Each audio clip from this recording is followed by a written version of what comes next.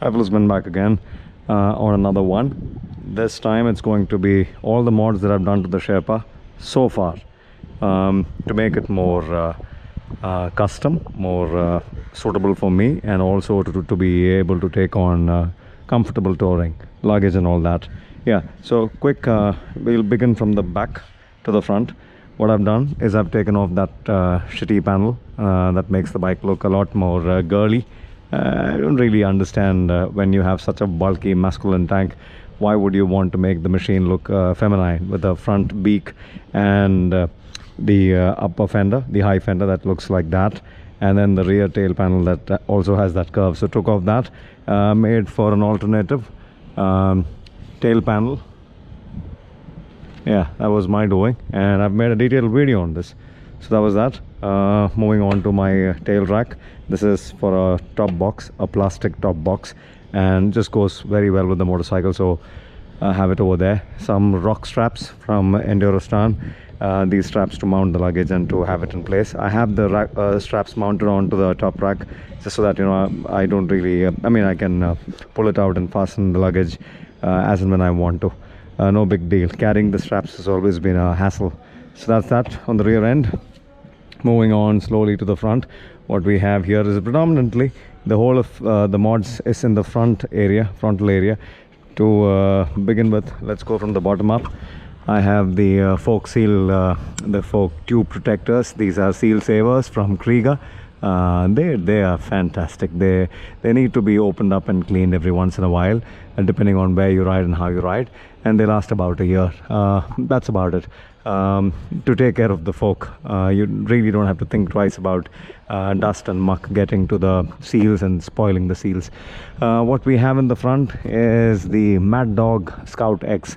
I have kind of attached it right where you know, you have that junction of these 2 points. So the lights have been mounted on to right that position, so that I mean, from all the various mounting points that I tried, this seemed to be working out the best for me. So that's how the front looks. The aux lights are kind of parallel, and the headlight and the aux lights kind of form a triangle. Looks more like the Norden 901, so no complaints here. The Mad Dog aux lights, Scout X, they work really well. I mean, decent, sufficient light output on the highway, not blinding the oncoming traffic.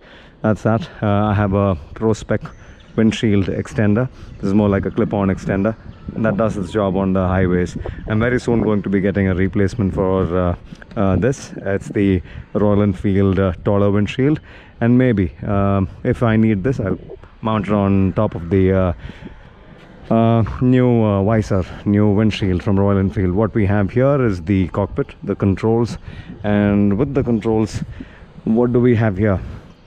To begin with, what's the obvious thing is the double take ram mirrors. These are the original ram mirrors that I've kind of borrowed from Ben, and I've put them onto the Sherpa. So works pretty well on the Sherpa. In fact, better on the Sherpa than on Ben. And what we have here is the Buckbusters grips. These grips are doing superb. I mean, in reducing the vibes, making my hand live that the nightmare experience of doing long distances at high speeds. And so a huge recommendation: try and get yourself these grips, anything which is very high quality rubber, so that, you know, you can dampen the vibrations on this motorcycle. Very buzzy engine. What I have here is an ugly contraption, Cramp Buster, that's what you call it. The brand is called Cramp Buster. This is more like a throttle assist, just to add leverage to the throttle, and does wonders if you really want to do a long distance touring. And I put one on Arun's motorcycle. He tested it. He was like thanking me for that, and I got one for myself, just that I didn't get the right color. Very soon going to be getting the original Cramp Buster. Yeah, so that's a throttle assist. It helps reduce the arm pain, the hand pain, by about 20-30%. The grips reduce the vibration greatly. This further helps you with you know, comfortable cruising. What we have over here is my mobile phone holder from SP Connect. quite an expensive gizmo, so I don't really know if I should be recommending it. It also comes with a dedicated case for the phone. My phone is an iPhone 12 mini, and the mini goes on like that.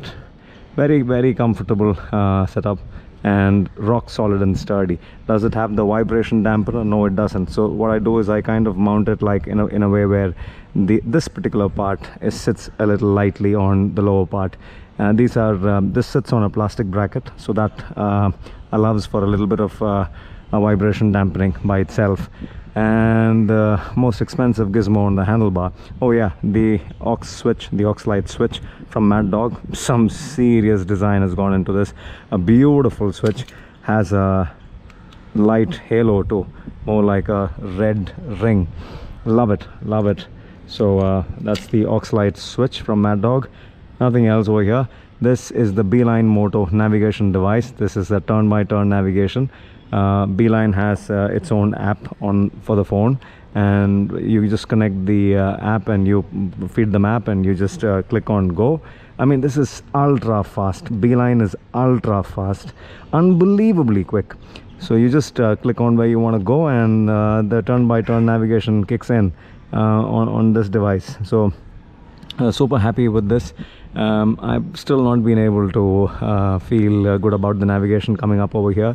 I don't know, I'm a little old school. I want my dash to be only the tachometer and the speed. I have a mental block, so I got myself an additional device, and yep, that's that over there. So that would be the first set of mods that's gone into the Hemi. One more thing, I missed this. This is the factory rally guard from Royal Enfield, and unbelievably beautiful design. I've made a dedicated video on this as well.